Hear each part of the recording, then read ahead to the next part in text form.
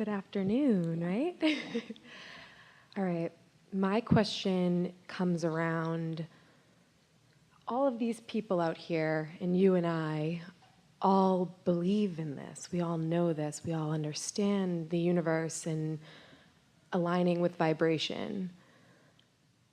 But what about all the other people who don't? Well, these are things about them and about all of us too. Every one of them wants to feel good. Every one of them has an inner being. Every one of them is often in vibrational alignment with their inner being. Every one of them knows emotion and knows when they feel good and when they don't feel good. Now, some are not sensitive. In other words, some have trained themselves to put up with discomfort to the point that they expect it to be normal. But all of them want alignment. No exceptions. So I work with children with autism. Yes.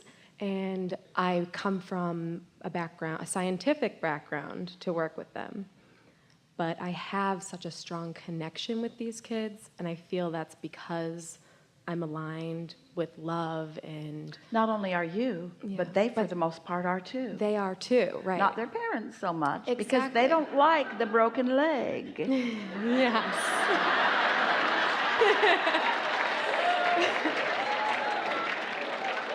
So something I've been thinking about for a very long time, and I feel like I have a big message to bring the world in regards to working with these kids and how they communicate with the world and how they communicate with other children and each other. Hold your thought, but we're going to stick this in. The best thing about all of what they have to offer and all about what they are offering is that, unlike most people, they don't drag their past forward with them. They live more in this precious, powerful now. In fact, they come forth deliberately. This dovetails with the question about intent coming in. They come forth intending that. I will not be that square peg that you will be able to pound into that round hole. I'm not going to be a compliant individual that's going to just go along with and be under the influence of society. I'm going to be under the influence of source, and I'm going to be different enough that you're going to notice me. And you're going to try to change me, but I'm going to be unchangeable because I've got something else going on. And what I've got going on is something that you want. And I'm willing to be different enough in my alignment that you're going to have to join me in my alignment, because I'm not going to join you in your not alignment. I'm not going to come out and play with you where you can control me and make me do the things that all the other kids do. You're not going to line me up and use me as your conditional joy. I'm not going to be the reason for your conditional love. You're going to have to find unconditional love to love me, because I'm going to be different. And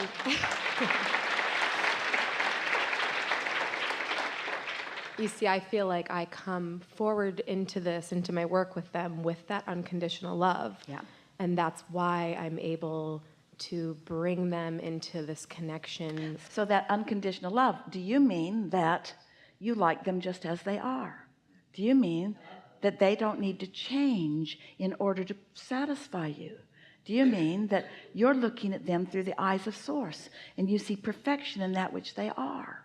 Because you can make them crazy too. In other words, you start trying to make them do things that they're not receiving and wanting to do, they can show a little resistance too. So one of my biggest, I don't want to say issues, but I don't know what other word to use, is that this is a big part of my life, understanding vibration in the universe and thinking about this and thinking about my thoughts.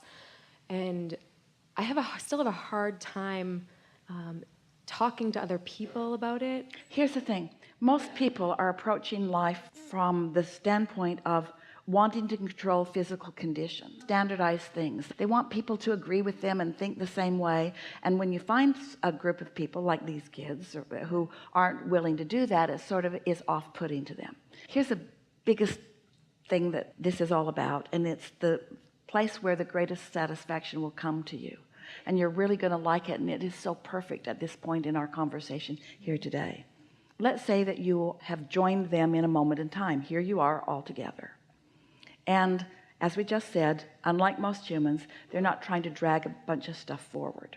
They're just here. Now, give you a little background because we really want you to come with us on this because you'll like it.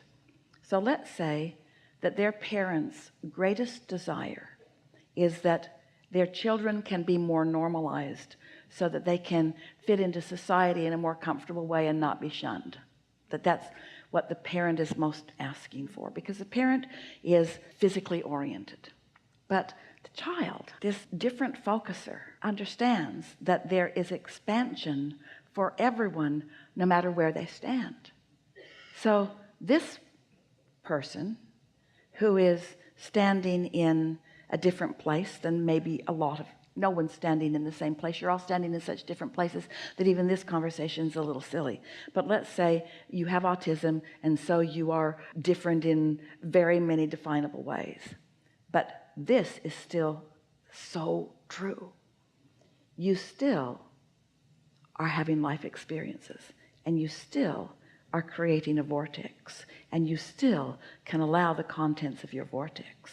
You still can turn thoughts to things. You still can experience the evolutionary process. You still can have enormous satisfaction in your life. But what they point out is, and we've talked about this all over the place here today, the satisfaction comes from moving from where you are to the new place that you've discovered, not moving to the best place that everybody on the planet thinks that everybody should be. They are some of the few people on the planet that are minding their own business, and they are so minding their own business that they're not even going back and trying to remember their past business. You see what we're getting at? They're what we're wanting to bring all of you to. A place of never minding what has been and never minding what anybody thinks about what has been or even is, and you just establishing a relationship between you and the universe of where you are in relationship to what you want, period. And nothing else is relevant. And when you get to that clear place, the ease that will come over you, the feelings of relief that will lift off of you as you're not trying to jump through hoops that other people need you to jump through, and your satisfaction factor will go off the charts because there is always motion forward that you will then be able to acknowledge and feel. You see what we're getting at? Not trying to make them like other children, but letting them be the creator they were born to be. And understanding that they live under the same rules and laws of the universe, that it still is about law of attraction. And if satisfaction is what we're all looking for, aren't they more successful than almost anybody that you ever meet? So humans want to say, well, if that's what it takes to be satisfied, I'll give up satisfaction and I'll be normal. And we say, that is what most humans say, and therein lies your problem. But sometimes you come forth so wanting to make a point that you're not willing to give up satisfaction, and that normalcy is not what you're looking for. Exceptionalism is. Uniqueness is. It's your own journey. Yeah. So I feel like it is part of my purpose. I know our purpose is to live in joy, but it is joyful to me to support these families and to help them, and I want to be able to do this on a bigger scale. Is the world, so I will lose my certification if I advertise this too, because I have to maintain this ethical. Okay. But wait, you believe the trees are cut down and you didn't do it. Yeah. That's a belief that you keep dragging along that Yeah. is not accurate, and that just keeps you from some very wonderful things that you want. So say it again and then tell us why. I would lose my certificate if I did what? Because I can't advertise anything that is not aligned with the ethical guidelines of the board of And ABA, what is it in if those I give them ethical their guidelines that are license. contrary to what we just said to you? To come forward, to just even talk about spirituality, to talk about an inner being. Don't talk that about wouldn't be like- spirituality. Talk about satisfaction. Talk about liking what you're doing. Talk about being happy in the day. You're not allowed to talk about happiness with children? No, I am. Are you saying to us that they're locking you into the idea that these children must be normalized in order to find joy? That there's no other avenue for joy, and you would lose your certificate of whatever the thing is? If you were to encourage them toward joy and not moan with the rest of the planet that they don't look like every other kid that doesn't look like every other kid either? Right. That's not where I'm going, though. Where I'm going is Well, we jumped right in the middle of that for a reason. Okay. Because that's a flawed premise. Okay. So now continue. I want to find a way to marry this spirituality and this science and bring it together so that other people, like, is the world ready for this? To know that kids with autism are just special because they communicate differently. That's what the kids said coming in. They're not listening. We're going to have to show them. We're going to have to be unmanageable. We're going to be unmoldable. We're going to make the point in a way. They're going to try everything they know and it's not going to work, and then maybe they'll listen. Then maybe they'll understand. But we still haven't really heard what's in the way. Maybe personally, my biggest issue is judgment from other people who don't believe what I believe. Well, here's the thing. We don't want you to, and this is bothering you more than that, we don't want you to contour your message so that they can hear it, because that would water it down and then you'd lose your connection. So you feel like you're in an unwinnable place because you don't want to lower your message so that you resonate with them, and you don't believe that they will rise to your understanding of how this all works. But everybody knows, every teacher in the world, is this true? Is every teacher in the world wanting happy children? Oh, maybe not. Maybe they don't want happy children. Maybe they want compliant children. Maybe they want moldable children. And so you could start with the premise that these kids are different, and I think we're learning from them some things. And from the research and studies that you've done and that others are doing, there are some things that show some slight improvement in their normalizing, but as a whole they stand in a rather unwilling to be normalized state of being. Doesn't science have some acceptance of what is while it reaches for more? Why is this different? There's nothing in all of this universe, and we don't care if you call it material or scientific, that is outside of the spiritual realm. Everything is spiritual. Everything is vibrational. So you will find the way, you will find the bridges, you will find the words. Just don't ask everybody to come all the way over there. After all, isn't everyone that is involved in this field wanting to find the best way for these families to feel good in the world? And so we're not asking you to ask them to believe something that they don't believe. We're asking you to help them to believe something that they do believe, that they've forgotten that they believe.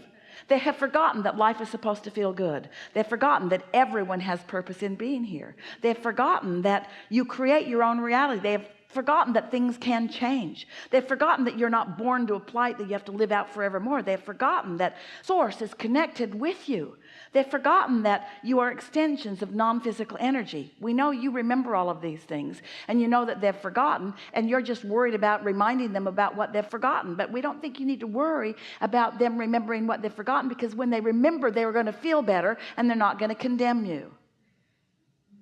You can find ways. Esther had a 2.5-hour conversation with a woman and helped her to feel so much better, and did not one time say spirit, did not one time say vibration, did not one time say Abraham, did not hurt our feelings, did not one time talk about law of attraction, did not say you get what you think about. There was none of that. Esther just listened and acknowledged and talked about, well, it's nice when you get on the other side of things and it looks like you have, and aren't you happy about the improvement that you're making, and doesn't it feel good, and just really general but vibrationally accurate conversations. So the effectiveness of a really good teacher is to know where their student is and not try to bring them too fast to something they're already resisting, because that just shuts them down right away. But when you find points of harmony, which means you tune in to the love that is you, and then you hold them as your object of attention, you'll be inspired to exactly what they're ready to hear, and not one word beyond.